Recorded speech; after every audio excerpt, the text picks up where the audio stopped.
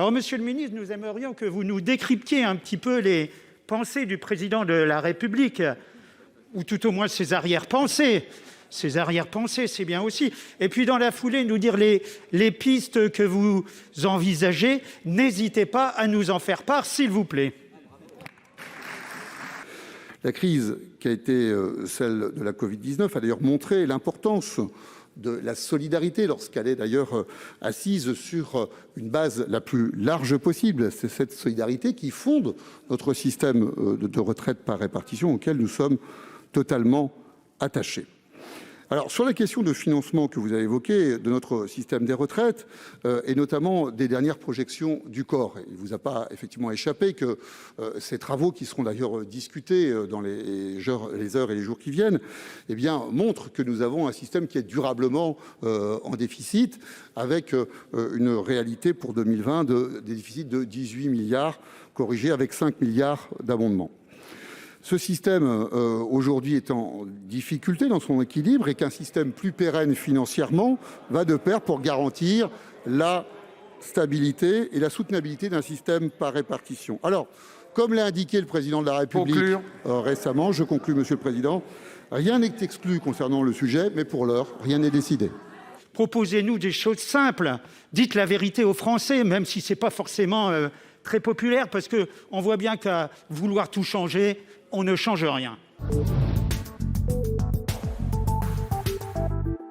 Alors que le président de la République souhaite consacrer sa dernière année de mandat à des réformes sociales, le calcul en temps réel des APL est un ratage complet. Cette réforme devait avantager ceux qui connaissent une chute subite de revenus. Elle devait surtout permettre à l'État d'économiser 750 millions d'euros. Les chiffres révélés hier confirment qu'elle a fait plus de perdants et de manière plus rapide que prévu. Et ceux qui en font les frais sont en grande majorité les jeunes. Madame la ministre, quelles mesures comptez-vous mettre en œuvre pour vraiment compenser cette réforme ? Suite au changement du mode de calcul au 1er janvier, il y a eu une première actualisation trimestrielle des droits qui a été faite en avril. J'insiste, Madame la sénatrice, sur le fait qu'il n'existe pas à ce stade de données consolidées sur les impacts de la réforme, y compris sur les droits versés en janvier. Les chiffres qui circulent actuellement dans la presse correspondent à des données provisoires et l'historique des années précédentes montre des évolutions sensibles entre données provisoires et données définitives. Le ministère du Logement communiquera à ce sujet en juillet, une fois que les chiffres du mois de janvier seront stabilisés.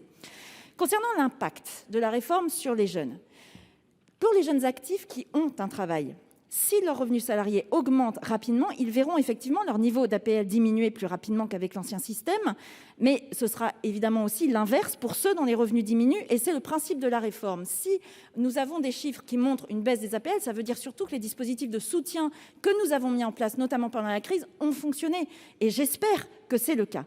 Je rappelle par ailleurs que les étudiants voient leur niveau d'APL maintenu, voire augmenté pour les étudiants salariés dont la prise en compte des revenus n'entraîne désormais plus de dégressivité de l'APL. Les stagiaires et les alternants bénéficient également d'un système avantageux de prise en compte de leurs revenus.